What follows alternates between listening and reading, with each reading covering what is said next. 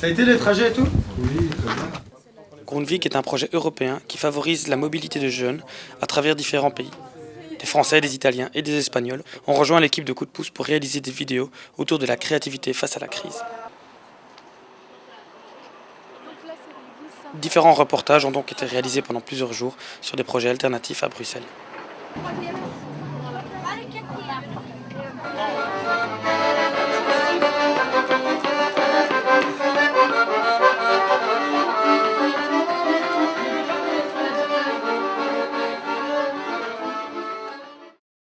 Qu'est-ce que vous êtes en train de faire?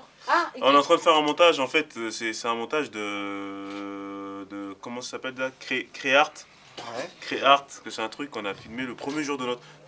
Dès qu'on est arrivé ici, en fait, dès qu'on a atterri ici, on est venu ici, on a fait une réunion et tout, et direct on nous a balancé dans une ville inconnue, on a dû prendre le tram, tout ça et tout, on est parti faire ça.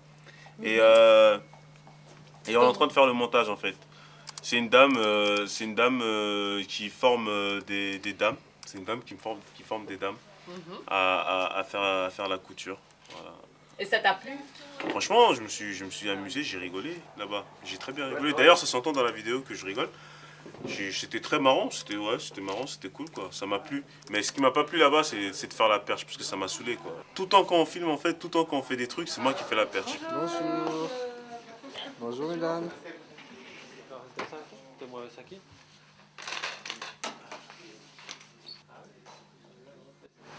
Alors, êtes-vous la responsable Des du lieux. concept, enfin du projet? Ouais, c'est ça. Ouais, après, on peut dire genre à qui on doit. Ah non, ça c'est la question qui vient après en fait.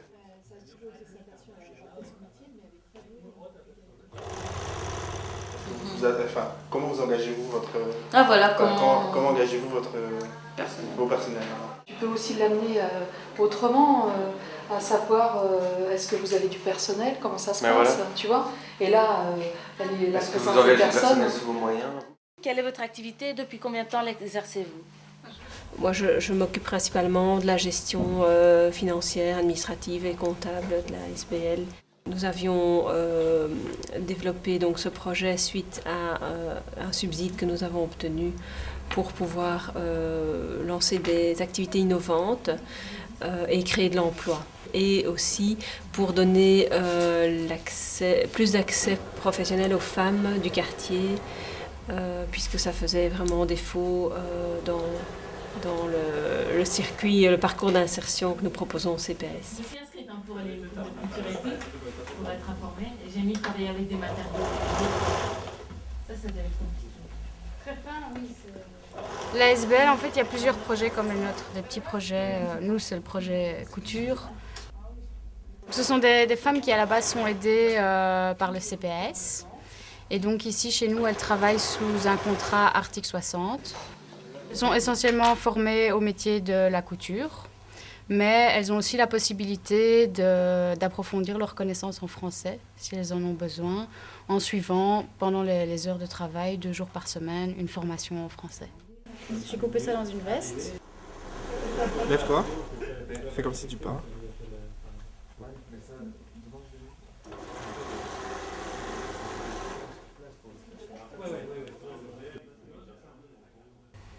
Et qui s'occupe de dessiner les modèles qui seront confectionnés par la suite?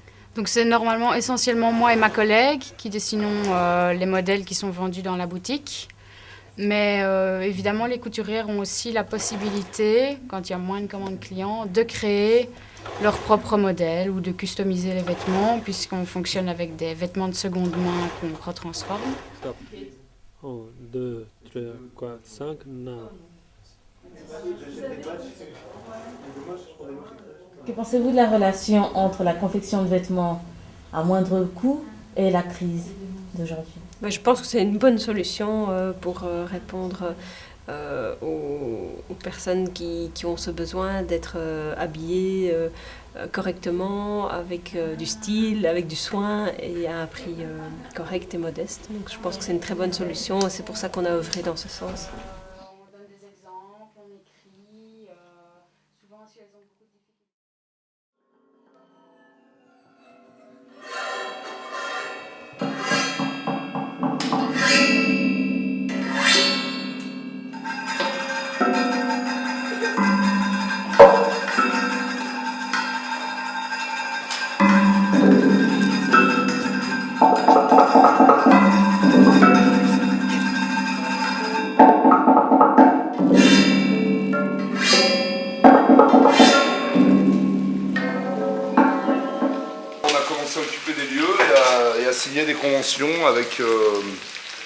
conventions avec les communes, avec des gens du privé.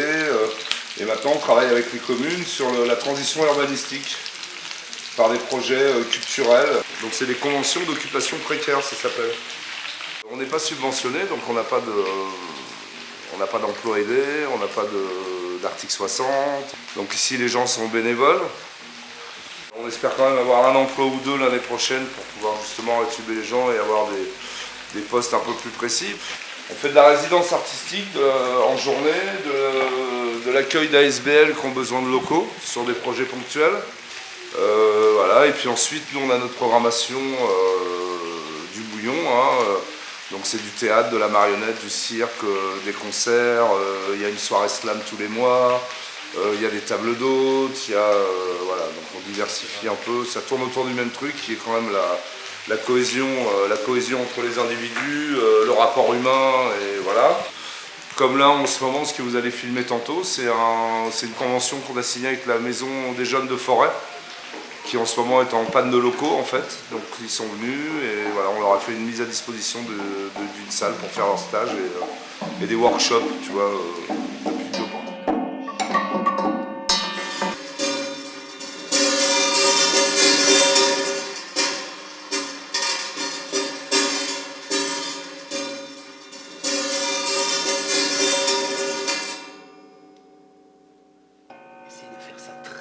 Aéré, donc ça veut dire de pas jouer trop en même temps et tout, qu'on entende bien les sons, ok?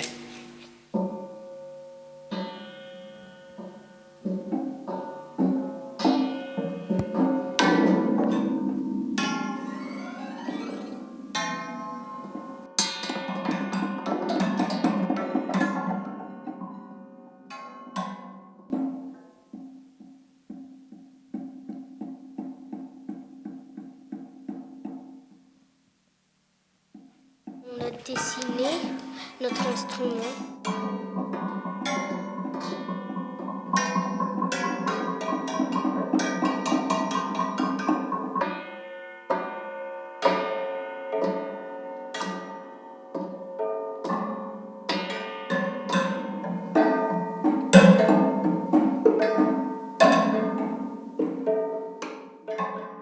On avait des cordes, on devait les plier pour faire un instrument. Après, on est parti dans un escalier. On devait prendre le câble et après le tirer vers nous pour faire des formes bizarres pour jouer après.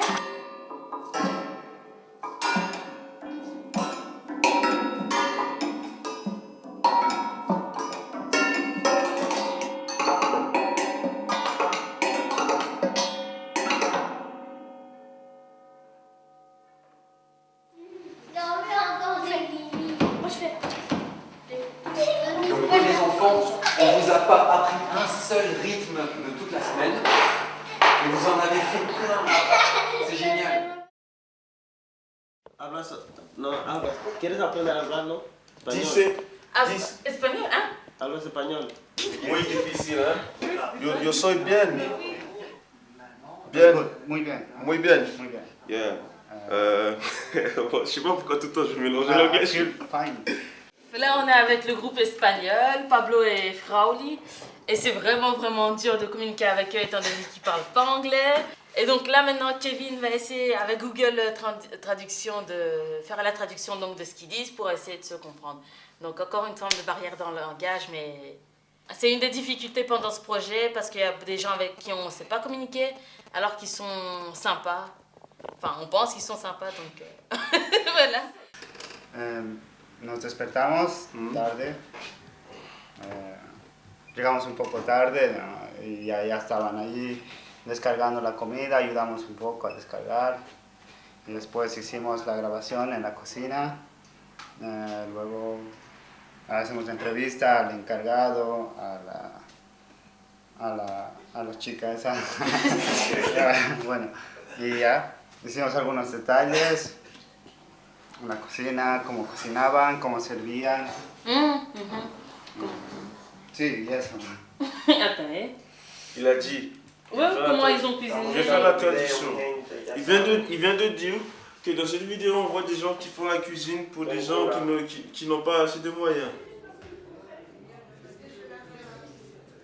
Voilà, je cherche de logement, je suis malade en hépatite C et ça fait longtemps, ça fait 2 ans que je cherche logement et je n'ai pas trouvé.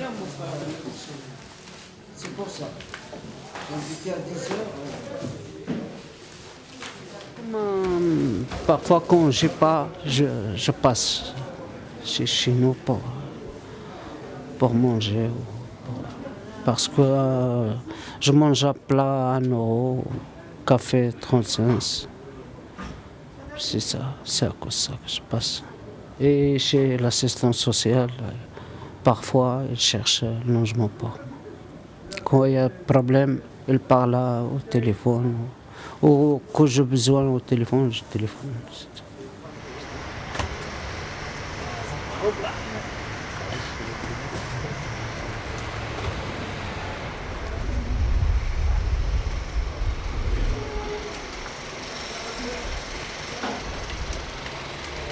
Ici, c'est un accueil de jour pour sans-abri, un accueil qui a une philosophie de bas seuil, c'est-à-dire que les conditions d'accès sont très très basses. Et du coup, on accueille toutes les personnes qui sont exclues d'autres services sociaux, notamment des sans-papiers, parce qu'il y a plein de services où pour accéder, il faut avoir une pièce d'identité.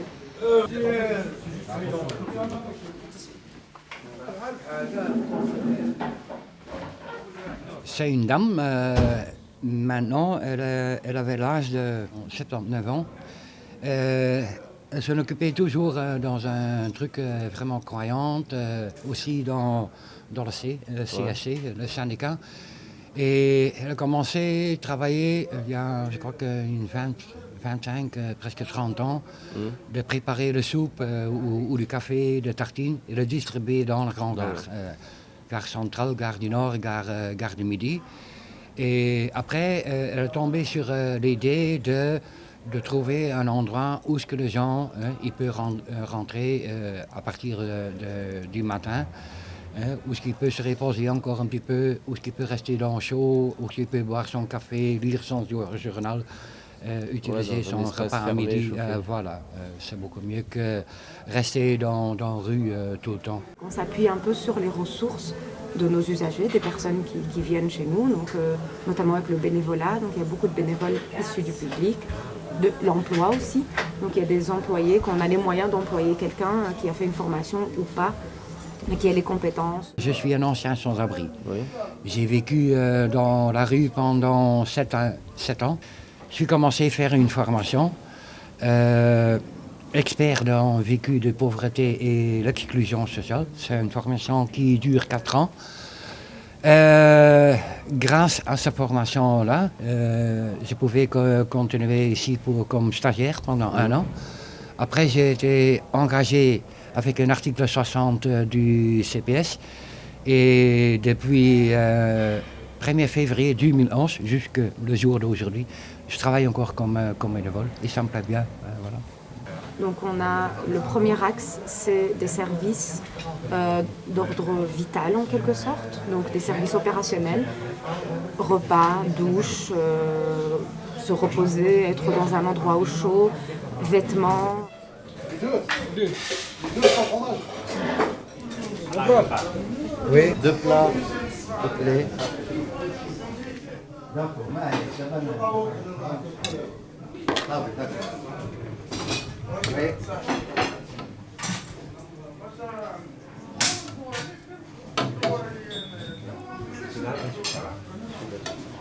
Là, monsieur. Ok, merci. Je vous en prie.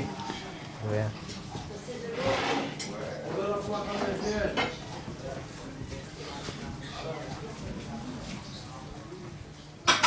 Et puis on a un autre axe qui est de l'accompagnement, donc du travail social, de l'accompagnement, en tout cas accompagner la personne pour réaliser un projet qu'elle a, mais voilà, donc c'est pas la réinsertion à tout prix, on répond à la demande de la personne, donc voilà. Donc là ça peut être de tout, donc ça peut être de l'aide médicale comme de la recherche de logement. Heureusement qu'il y a des lieux comme ça qui existent ici à Bruxelles. Il y en a beaucoup des lieux comme ça. Oui, il y en a beaucoup. Il y en a à la gare du Nord, à la gare du Midi, il y en a tout. Il y en a une même pas loin d'ici. Chaque local, il demande le prix des plats. Il y a des plats qui ça coûte 3 €. Ça, c'est pour les gens qui sont au CPS. Mais des gens qui ne sont pas de papier, sans rien du tout, alors ils viennent ici manger avec 1 €. J'ai travaillé à 3 ans et 6 mois de Article 60 et 2 ans à plein activa. Mais malheureusement, j'ai tombé sur le divorce et j'ai fait une dépression. À ce moment-là, je sens que j'ai perdu, quoi.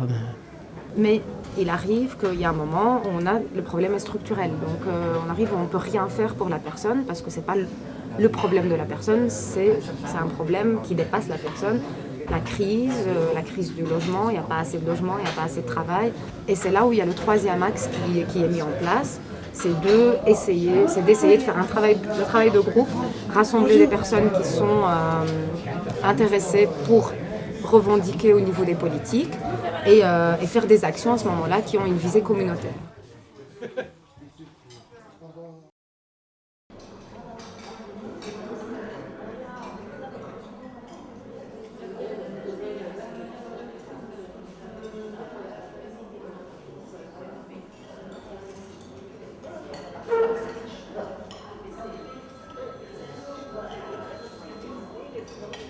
Depuis quand est créé Arpège? Depuis déjà 25 ans, 1988.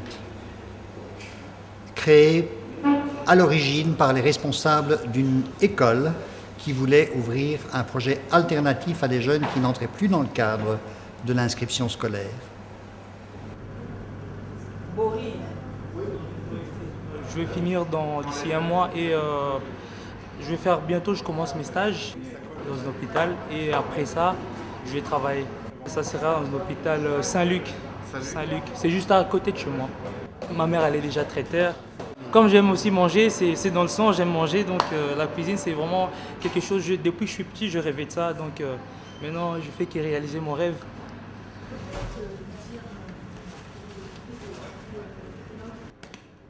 À la maison, plus tard, quand j'aurai une femme, ça sera...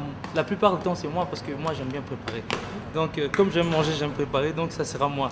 Ma femme, elle sera à côté, elle va me regarder préparer. Et j'ai vu que tu m'as montré quelques spécialités que tu faisais, une spécialité de grand chef. Ah oui, c'est une saucisse de volaille. D'accord. Tu l'as fait ici? On l'a fait hier ici, avec des stoums.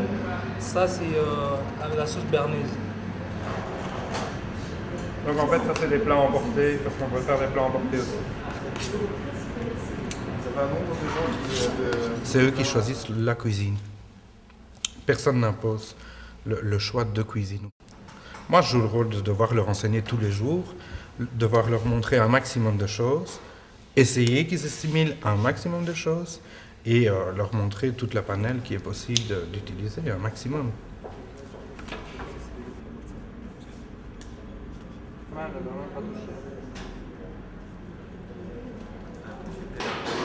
Au début, je ne croyais jamais m'en sortir. Parce que c'était trop nouveau pour moi. Je me demandais si une fois je pouvais faire comme les autres. Mais ça va. Il suffit seulement de s'appliquer. Avant, en Belgique, je ne faisais rien. C'est ma première formation. Sur l'internet, je voyais beaucoup parler de la cuisine gastronomique. Moi, je vais le faire. Puis j'ai trop aimé la cuisine pour découvrir d'autres cuisines aussi, d'autres plats du monde. Percer le plat, Paris. Percer le plat, Paris. C'est naturellement un secteur qui est demandeur de beaucoup de main-d'œuvre et d'un secteur où la main-d'œuvre se renouvelle régulièrement. Donc, pour des personnes qui ont même au départ une faible qualification, il y a de réelles possibilités de sortir du non-emploi pour s'insérer à l'emploi. Aminata, il y a une, deux...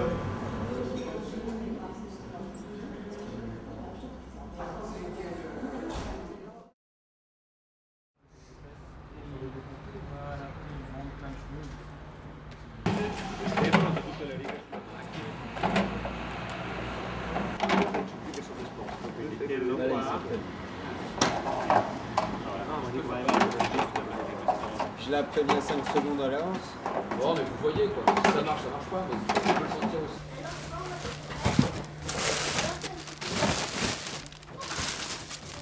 Donc c'est le jour des vraies poubelles, alors je sors les vraies poubelles en fait. Parce qu'on a aussi de vraies poubelles, poubelles papier.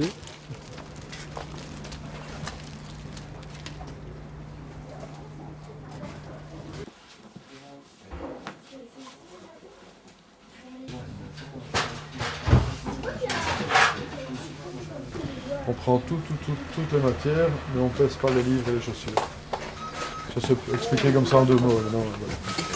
Et donc ici, José il va faire le tri, voir un petit peu, on met des petites choses en réserve de côté, d'autres choses en rayon, d'autres choses en haut parce que le principe du pesage, c'est partir du principe qu'on ne jette plus rien, que dans chaque matière, rien ne se crée, rien ne se perd, tout se transforme, hein, c'est bien ça Lavoisier, qu'il ne faut plus rien jeter, même un morceau de chaise, un morceau de verre, un appareil électronique un peu foutu, on peut tout apporter ici et la matière passe sur une balance, les gens reçoivent des jetons, des Lavoisier, et avec ça ils peuvent reprendre de l'autre matière.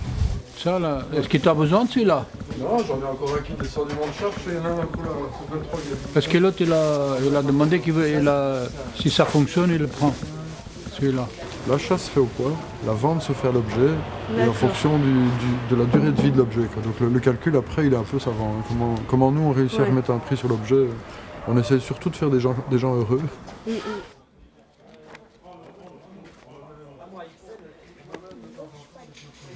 combien c'est le poids pour Lavoisier? Là derrière. Donc parfois c'est pas c'est pour couper les fils, c'est pour couper en fait les fils. À l'époque, aujourd'hui on les désinfecte, tu vois, pour éviter qu'ils aient plein de microbes. On les passe franchement à l'eau chaude bouillante, tu vois. Et grâce à ça on peut faire des opérations médicales. C'est grâce à ça, les ciseaux lorsque ça a été vraiment utilisé dans la chirurgie, ça a été une révélation. Rien, c'est fou ce qu'il est coriace. J'ai déjà lancé, frappé, balancé, fait tomber dans les escaliers. J'ai déjà fait plein de trucs contre le lit. Des trucs qui auraient pu en casser un tout neuf. Il est encore intact. Non, je te dis pas. Là? Bah ouais. Pourquoi pas. Oulala, oulala, ça c'est pas vrai. Oulala. Il aime bien où est son boîtier parce que... La légende de la cassette magnétique, ça a été formidable lorsque ça a été inventé. À ce format-là, ça n'a plus beaucoup été utilisé parce que c'est déjà fini, parce qu'on est déjà passé à ce qu'on a appelé le disque, le fameux CD, entre parenthèses, le compact disque. Mais à l'époque, on utilisait des cassettes, mais c'était des gros machins comme ça à peu près, rien que pour ça. Et alors rien que pour 1 heure, une cassette comme ça, c'était énorme quoi. Les bandes étaient énormes. Par exemple pour les bandes magnétiques, il arrive souvent qu'à cause d'un aimant, le signal soit complètement perdu, qu'on ne puisse plus les lire. Tout ce qu'on trouve en images comme ça sur des vieux supports doit être récupéré absolument, c'est très important. J'en ai déjà vu des anciens qui coûtent près de... Le plus cher que j'ai vu coûtait 70 €. En général, ça coûte combien en général? En général, on vend 3 disques pour 5 €. Mais si tu prends plusieurs, on fait une réduction là-dessus. À des endroits vraiment réputés pour les disques, en général, là, en effet, ils montent les prix aussi pour les dates, de quelle manière ils ont été usés. Dans notre magasin, on a peut-être encore 400, 500 ou peut-être 2000 disques, je ne sais même pas combien il y en a là. Donc, si on va s'amuser à regarder disque par disque, on perd beaucoup de temps. C'est un disque, c'est un disque. Je trouve ça franchement répugnant, c'est le fait qu'ils cassent tout pour qu'on puisse aller en acheter plus au magasin et tout ça. Des grippins. Parce que maintenant les grippins, on sait très bien que ça s'use à la vitesse grand V. Alors qu'à l'époque, les grippins, ça se cassait, mais ça se cassait au bout de 50 ans quoi. Il pouvait encore durer longtemps. Alors que maintenant, on fait tout pour que ça se casse plus vite. Je vais venir rechercher le jeu après. Attention, vous voulez un sac?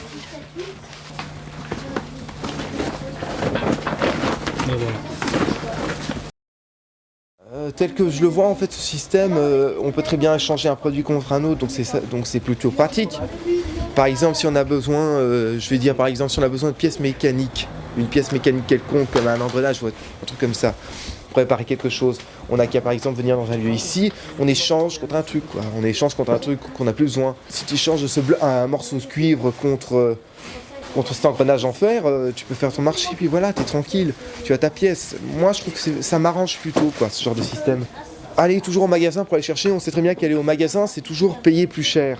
Et en même temps, il fonctionne avec des monnaies alternatives. Je sais plus trop comment il s'appelle cette monnaie.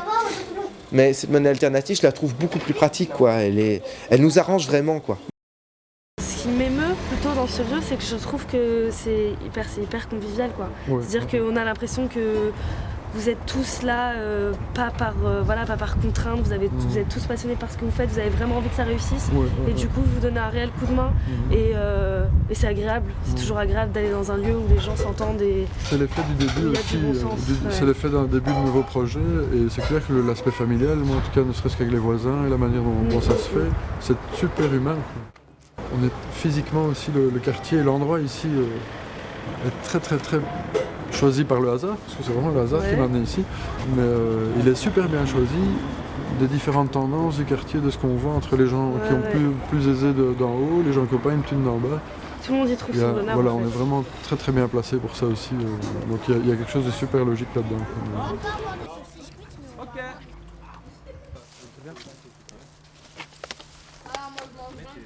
J'aime pas comme ouais, le sang c'est pas bon.